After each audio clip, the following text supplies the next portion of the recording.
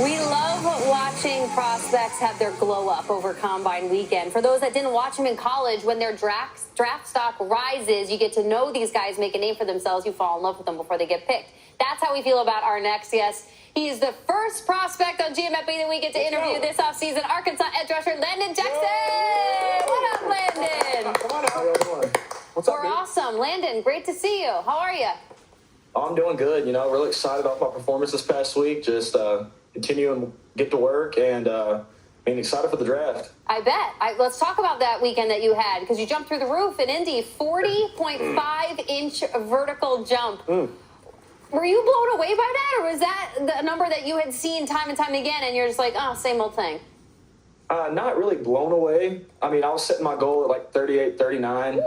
But, 40 was real impressive. It's incredibly impressive. And I'm just always such a goober for these things. When I see you guys who can jump that high at the Combine, I immediately think about you on the basketball court. Are you just a nasty dunker, Landon? You must be. Somewhat. My dad's 7 foot, my mom's 6 foot. They both played college sports. My dad was a college basketball player, so I guess I kind of get that from him. I like it. Cody, what do you got? Yeah, well, I just want to know from someone that was at the Combine back in 2016, what was your biggest takeaway from the Combine week, both on and off the field? How was it for you? Yeah, it's real time consuming. You gotta make sure you're getting your sleep still, doing it the right way, because if you're not, you can really affect your performance on the field, because you're not getting a whole lot of sleep. So the times you get the opportunity, you got to use it. Make sure you're putting the right stuff in your body, because a lot of people don't realize you're at the Combine 4 days before your performance. So you really got to take care of your body for those 4 days. It's a whole extra week of training you can take advantage of if you have your trainer up there too. So that's something I did those 4 days before the performance. Landon, do they still have you doing interviews with teams until midnight and then having you wake up at 4 a.m. the next morning? Yeah. The cutoff time was at I think 11:30 every night. Yeah. And then we had by about 5:36 for medicals and everything. Yeah, that was rough. I remember those interviews, and they would ask, what's the best thing you do on the field? So I'll ask you, one defensive guy to another, what's the best thing you do on a football field? Yeah, I'd say my motor kind of takes over when I'm on the field. I really use my motor. I'm flying around. I'm on every play. So that's something you can't teach, and that's probably the biggest thing I kind of let these NFL coaches and scouts know. When Myles Garrett came out years back, he was the number 1 overall pick, and he was asked, is there a quarterback you're looking forward to sacking in your career? And he said Ben Roethlisberger. It's just a really cool answer. As a Brown, that's the way it goes. When you look at these quarterbacks and these guys you grew up watching, is there one you're like, wow, that would be such an honor to be able to sack them on Sundays? Yeah, definitely Lamar Jackson and Patrick Mahomes. Patrick Mahomes because he's from Texas, so get him, and then Lamar Jackson be somebody that's, it'd be real impressive to get the opportunity to sack him. No doubt. I'm curious, too, going back to the Combine. I remember getting some of those crazy questions. Do you remember what that crazy question was for you? Did you not get any of them when you were there at the Combine? Yeah, I really didn't. I was prepared for, are you an apple or an orange? All different types of questions. But, I didn't end up getting any. Okay. Did you say your dad was 7 feet tall? He is. Wow, that's a remarkable sized human, and your mom is a 6-footer. What? Tell us about the rest of your family. Do you have anyone sub 6 feet? No, not at all. Both of my brothers are. My younger brother, he's at the University of Texas now, plays defensive end, and he's taller than me, so about 6'7".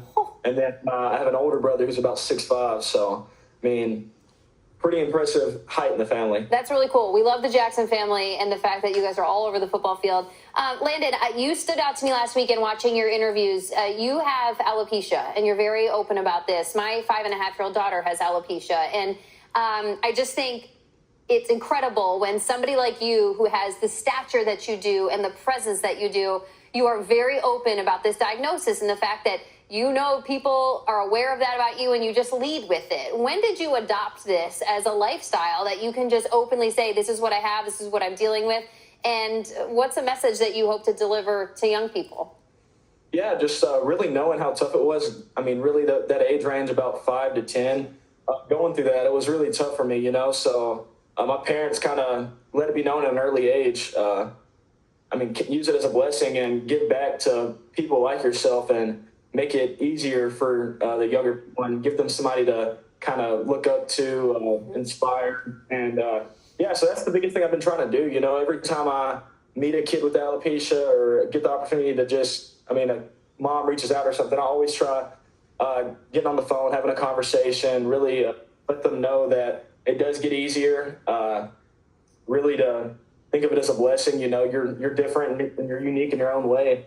And so I really try doing that for the kids. You know, I'll sign cleats, give gloves. I've donated to some of their, sports organizations, Pee Wee football, stuff like that.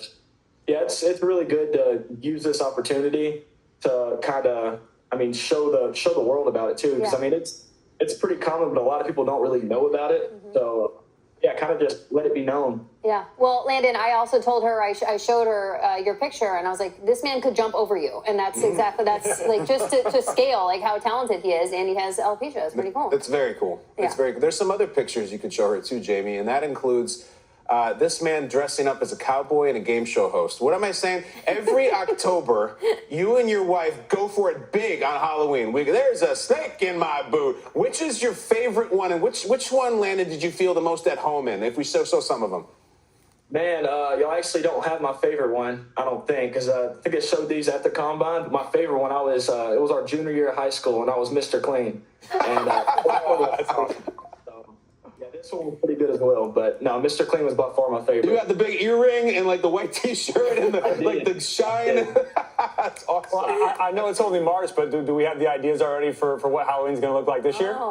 No, we're trying to, I guess, prepare that, especially first in the league. So trying to make it big. Yeah, you're gonna be an NFL player now. You gotta go big, man. Right? 51 days out. I know this process is crazy. Combine's over, so that pressure's off. So from here on out, how are you handling the pressure? Man, really just staying focused, keeping the main thing, and trying to go as high as I can. You know, be a blessing for whatever team drafts me, and make an immediate impact wherever I go. Landon, you're awesome. We love getting to know you today, and like we always say, we have a lot of prospects on in the next 2 months, and you're our first on the board. Now, right. always trivia answer. First prospect of 2025 for us, Landon Jackson, everybody out of Arkansas. Awesome to get to know you, man. Thank y'all for having me. It was a great opportunity. Absolutely. You're my favorite deputy. Oh, my God.